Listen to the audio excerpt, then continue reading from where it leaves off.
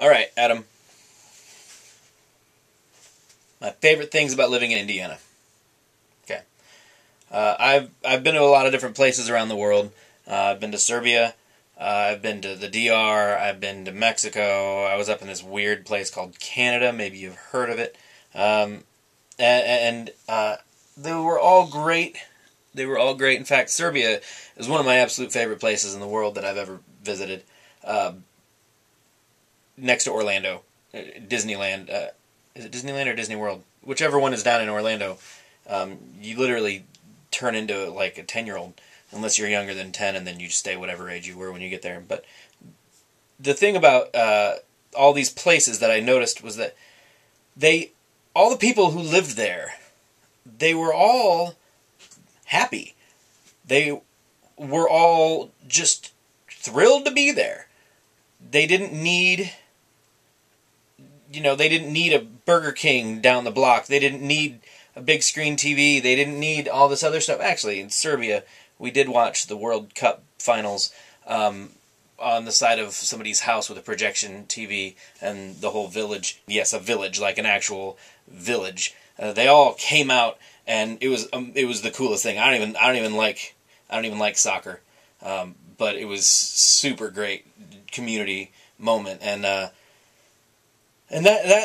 that's the kind of thing that made me realize that I do like living in Indiana, but it's not Indiana that I like.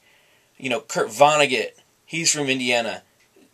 Fort Wayne, where I live, we have the original Coney Island hot dog stand. I was actually going to go and get some Coney Island hot dogs to show you, but it's downtown, and it's really far from here. Apart from all the stereotypical stuff of Indiana, like the corn and the basketball and the NASCAR and the hillbillies and the racism and the homophobia and the oppression and the rich white people and all that stuff, which really is great, what makes any place so great are the people. And my people are my favorite people ever. There are some people who you can just tell, you see them and they stomp through life with this sort of like dead look in their eye and a fake smile, and they just don't have any spring to their step. They have no joy in their soul, and it's because they have the wrong people in their lives, or rather they haven't taken the time to notice the people in their lives and how great they are. And I feel like that's why so many people spend so much time trying to change their lives. And I don't know that I've seen a real reason to change my life, because my life is pretty great. And I think that's because I grew up with not a whole lot. We weren't real well off. My dad wasn't around. My mom worked her tail off to keep a house, where we could just go and be safe. I never had much, and so I never really expected much from the world. And here I am in this house that is hilariously cantankerous.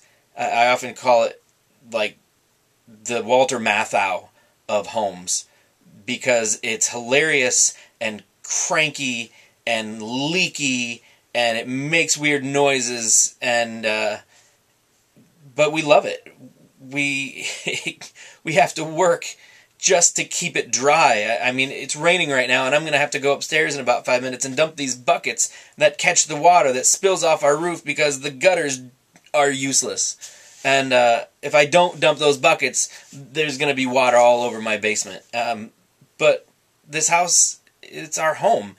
And it's not because it's a particularly nice house, which it's becoming a nice house. My wife is doing a lot of work to make it a nice house. But it's nice because we're here together and we love each other, and this is where we've landed. And if we had to up and go to a different house, that house would be great. If we had to go live in a camper van, that camper van would be great. If we were dragged, kicking and screaming all the way to Anchorage, Alaska, somehow, we would make it work. We might have to leave one of the kids behind, but we'd make it work. The cost of living up there is insane. Say hi. Hi. Cheese.